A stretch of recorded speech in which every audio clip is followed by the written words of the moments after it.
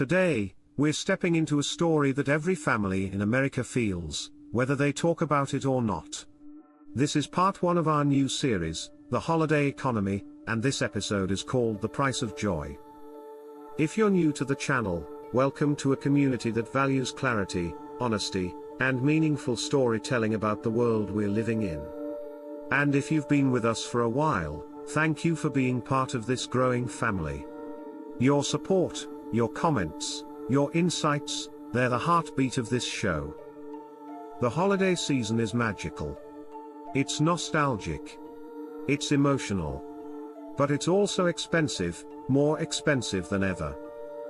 In 2025, Americans spent over $1 trillion between November and Christmas Eve. Families stretched their budgets. Men carried the weight of making the season feel special. And millions entered January with more debt than they expected. Today, we're going to explore the emotional and economic truth behind the holidays, the joy, the pressure, the spending, the memories, and the meaning. So settle in. Take a breath. And let's step into the price of joy together. There's something about the holiday season that feels timeless. The lights. The music. The traditions. The way families gather, even when the year has been hard. The way people stretch themselves, financially, emotionally, to create moments that feel magical. But behind the warmth of the season, behind the glow of the lights and the comfort of tradition, there is a quieter story. A story about spending. A story about pressure. A story about an economy that depends on the holidays more than most people realize. Because in America, the holiday season isn't just a cultural moment. It's an economic engine. And that's where our story begins. Every year, from late October through December, something extraordinary happens in the American economy. Consumer spending, the heartbeat of the nation, surges. In 2024, Americans spent over $964 billion during the holiday season. In 2025, that number climbed past $1.02 trillion, the first time holiday spending crossed the $1 trillion threshold. To put that in perspective, nearly 1 out of every $5 spent in the entire year is spent during the holiday season. Retailers make 25 to 40% of their annual revenue between Black Friday and Christmas Eve. E-commerce alone saw a 7.8% year-over-year increase, hitting nearly $300 billion in online holiday sales. The holiday season isn't just important. It's foundational. It's the moment when the economy breathes in, deeply, and hopes the numbers are enough to carry it through the next year. But those numbers don't come from corporations. They come from people. From families. From men trying to make the season feel special, even when the budget is tight. For many men, the holiday season is a paradox, a time of joy wrapped in financial pressure. Take someone like Daniel, a father of 3 in his late 30s. He works hard, budgets carefully, and tries to give his kids a Christmas they'll remember. But every year, the numbers creep up. In 2025, the average American planned to spend $1,652 on holiday gifts, travel, food, and decorations, a 14% increase from just 2 years earlier. Inflation cooled, but prices didn't fall. Groceries were still up 22% compared to pre-pandemic levels. Airfare rose 9% year-over-year. And toy prices, the heart of Christmas morning, climbed 6%. Daniel told me, "I want my kids to feel the magic."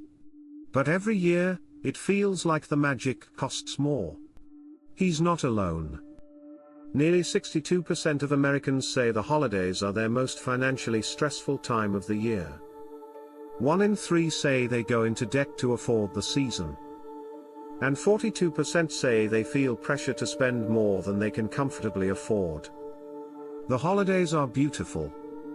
But they're heavy too. There's a statistic that rarely makes the headlines, but it shapes the reality of millions of households. In 2025, Americans added $52.4 billion in credit card debt during the holiday season alone. The average person who went into holiday debt added $1,242 to their balance. And here's the part that stings: nearly half of those people said they expected it would take 5 months or more to pay it off. Some said it would take a year. Some said they weren't sure they'd ever fully catch up. Holiday debt isn't just a number. It's a shadow that follows people into the new year. Men like Marcus, a 42-year-old warehouse supervisor, feel it deeply. He told me, "January always feels like the hangover. December feels good. But January, that's when the bill comes due." The holiday season gives, but it also takes. Black Friday has become a cultural event, a ritual, almost. But behind the excitement lies a truth most people don't see. In 2025, Black Friday sales hit $10.3 billion online, a record. But here's the twist: nearly 70% of those deals were the same price, or higher, than they were in October. Retailers use a strategy called price anchoring. They raise prices in early fall, then discount them in November. Consumers feel like they're winning. But the data tells a different story. The average Black Friday discount in 2025 was 14%, the lowest in over a decade. In categories like electronics, the average discount was just 8%. And yet, people still buy. Not because the deals are good, but because the season tells them it's time. Black Friday isn't about savings. It's about psychology. Economists like to talk about numbers: spending, inflation, revenue, margins. But the holiday economy isn't driven by numbers. It's driven by emotion. Nostalgia. Tradition. Memory. Guilt. Hope. Love. Expectation. Men like Daniel and Marcus don't spend because the deals are good. They spend because they want to give their families something meaningful. They spend because they remember their own childhood Christmas mornings. They spend because the season feels like a test of generosity, of love, of being a provider. The holiday economy is built on the most human parts of us. And that's why it's so powerful.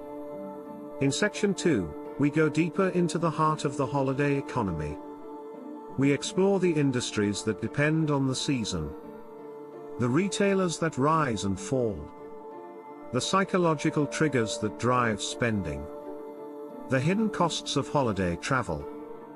The emotional pressure men carry into December. And the question at the center of it all: why do we spend so much? Even when we know we shouldn't. Section 2 is where the story becomes more intimate and more revealing. The holiday season is a paradox, a time of joy wrapped in pressure, a time of generosity wrapped in debt, a time of tradition wrapped in economic necessity. And nowhere is that paradox more visible than in the industries that depend on the season to survive. Because the truth is simple: the holiday economy doesn't just influence the American marketplace. It anchors it. Some industries rely on the holiday season the way farmers rely on rain. Without it, the year doesn't work. Take retail. In 2025, major retailers like Target, Walmart, Best Buy, and Macy's generated between 28 and 42% of their annual revenue between November 1st and December 24th. For toy companies, that number jumps to nearly 60%. For jewelry stores, it's 35%. For online retailers, it's over 30%. The holiday season isn't a boost. It's a lifeline. And the stakes are enormous. In 2025, holiday retail employment surged by over 450,000 temporary workers, the highest seasonal hiring level since 2018. But here's the twist: even with all that hiring, retailers still struggled to keep up with demand, not because of foot traffic, but because of online volume.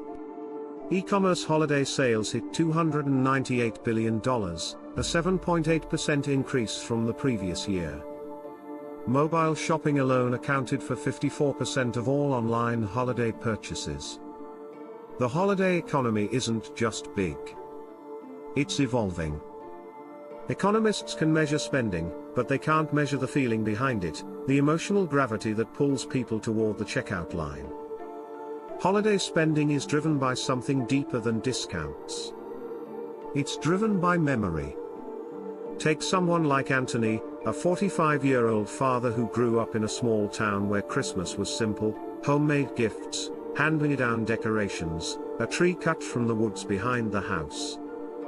Now he lives in the suburbs, works long hours, and wants to give his kids the kind of Christmas he never had. He told me, "I know I overspend. But I'm not buying gifts.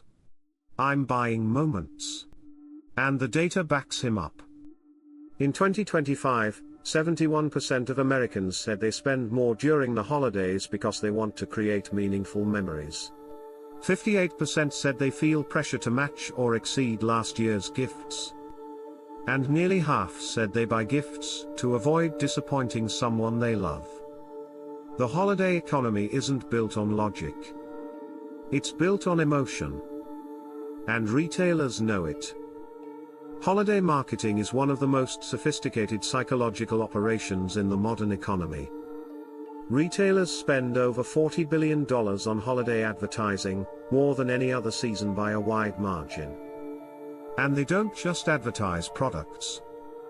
They advertise feelings. Warmth. Nostalgia. Togetherness. Belonging.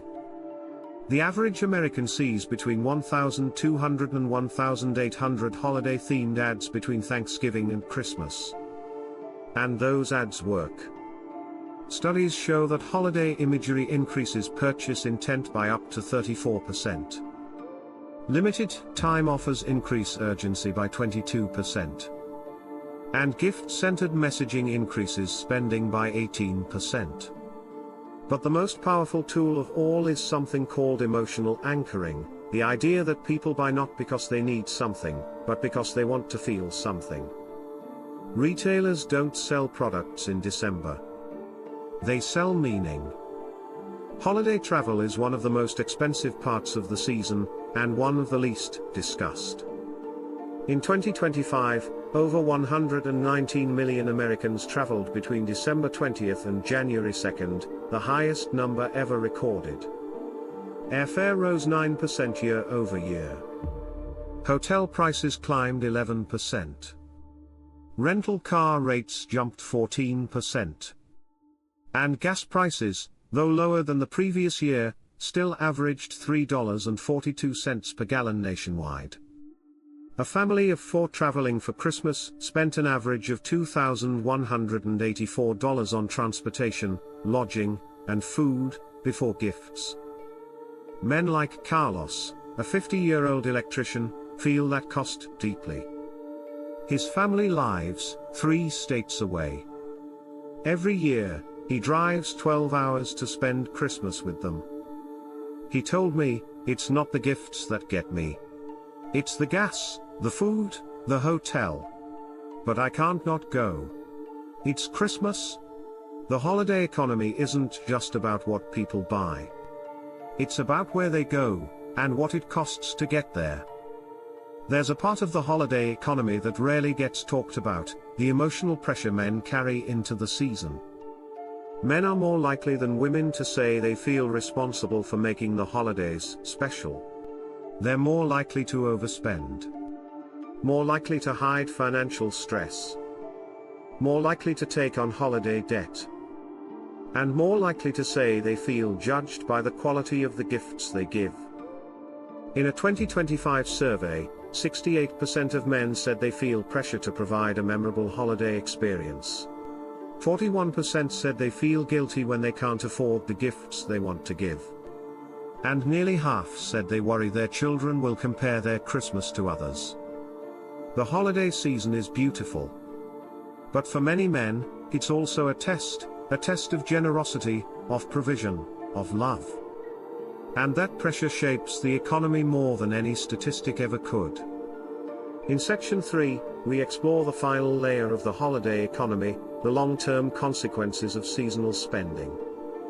We look at the January financial hangover, the rise of buy now, pay later, the emotional aftermath of overspending, the retailers that survive, and the ones that don't. And the deeper question at the heart of the season: why do we keep spending more, even when the cost keeps rising? Section 3 is where the story becomes both sobering and hopeful, a look at the true price of joy, and the meaning behind the money. The holiday season is a moment of celebration, but it's also a moment of reckoning. Because when the lights come down, when the wrapping paper is thrown away, when the last guest leaves and the house grows quiet again, the numbers remain. And those numbers tell a story about the cost of joy, the weight of tradition, and the financial hangover that greets millions of Americans every January. This final section is where the holiday economy becomes unmistakably real. Every December feels magical. Every January feels mathematical. In 2025, the average American entered the new year with $1,242 in new holiday debt, a number that has risen for 5 straight years. Credit card balances nationwide surged past $1.37 trillion, the highest level ever recorded. And interest rates didn't help. The average credit card APR in 2025 was 22.8%, meaning a $1,200 balance could cost over $300 in interest if paid off slowly. Nearly 48% of Americans said they regretted how much they spent during the holidays. And 1 in 4 said they weren't sure how they would pay off their holiday debt at all. Men like Marcus, the warehouse supervisor from Section 1, feel this deeply. He told me, "December feels like a celebration. January feels like the bill for the celebration. The holiday season gives joy. January collects the cost." There's a new player in the holiday economy, one that has quietly reshaped how Americans spend. Buy now, pay later. In 2025, BNPL usage during the holiday season surged 23% year over year, hitting an estimated $18.6 billion in holiday purchases. Nearly 1 in 3 online shoppers used BNPL at least once. And among shoppers under 35, that number jumped to 52%. On the surface, BNPL feels harmless: 4 payments, 0 interest, no credit check. But beneath the surface, the numbers tell a different story. 38% of BNPL users said they spent more than they planned. 29% said they missed at least 1 payment. And 22% said they used BNPL because their credit cards were already maxed out. BNPL doesn't eliminate holiday debt. It disguises it. And for many families, it turns December joy into February stress. The holiday season doesn't treat every retailer the same. Some rise. Some fall. Some survive only because December saves them. In 2025, Amazon captured 19.4% of all holiday spending, nearly 1 in every $5. Walmart saw a 6.2% increase in holiday revenue. Target grew 3.1%, driven by online orders and same-day pickup. Best Buy saw a 4.7% decline, hurt by weak electronics demand. Macy's closed 9 stores in January after disappointing holiday performance. Small businesses saw only 1.8% growth, far below inflation. The holiday season is a lifeline for some, a warning sign for others, and a final chapter for those who can't keep up. Retailers don't just compete for customers in December. They compete for survival. There's a part of the holiday economy that economists rarely talk about: the emotional aftermath. The guilt. The regret. The quiet shame of overspending. The pressure men feel to hide the numbers from their families. In a 2025 survey, 44% of men said they felt embarrassed by how much they spent. 39% said they hid at least one purchase from their partner. 31% said they felt financially inadequate during the holidays. And nearly half said they wished the season didn't feel so tied to money. Men like Daniel, the father of 3, feel this deeply. He told me, "I love Christmas. But sometimes I feel like I'm failing at it. The holiday season is beautiful. But it's also heavy. And that weight doesn't disappear when the tree comes down." Here's the question at the heart of the holiday economy: why do we keep spending more, even when the cost keeps rising? The answer is simple, and deeply human. We're not buying gifts. We're buying meaning. We're buying memories. We're buying connection. We're buying the feeling of giving. We're buying the moment when a child's face lights up. We're buying the warmth of a family gathered around a table. We're buying the hope that, for one season, everything feels right. Economists can measure spending, but they can't measure love. And that's why the holiday economy is so powerful. It's not built on logic. It's built on heart. As the holiday season ends and the new year begins, the numbers remain: the debt, the spending, the receipts, the interest. But beneath those numbers lies something deeper. The true price of joy isn't measured in dollars. It's measured in intention, in sacrifice, in the desire to give something meaningful to the people we love. Men like Daniel, Marcus, Anthony, Carlos, they don't overspend because they're careless. They overspend because they care. And that's the paradox of the holiday economy: it reveals the best parts of us, and the hardest parts of us. But it also reveals something else, something hopeful. Joy doesn't come from the price tag. It comes from the heart behind it. And that's something no economic trend can ever take away. As we close this episode, we're left with a simple truth: the holiday season is a mirror. It reflects our values, our hopes, our fears, our generosity, and our financial reality. It shows us who we are, and who we want to be. And while the numbers matter, the meaning matters more. Because at the end of the day, the holiday economy isn't about spending. It's about love. Thank you for spending this time with me today. The holiday season is beautiful, but it's complicated. It's joyful, but it's heavy. It brings families together, but it stretches budgets farther than most people admit. In this episode, we explored the trillion-dollar engine behind the holidays, the emotional pressure men carry into December, the rise of holiday debt, the psychology of gift-giving, and the true cost of creating moments that matter.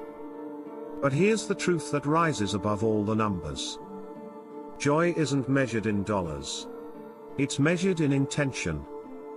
It's measured in the love behind the gift, not the price tag on it.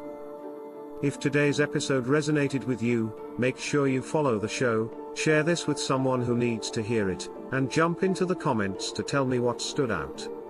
Your voice shapes where we go next. This is the Daily Economy 24/7, and the story continues in our next episode.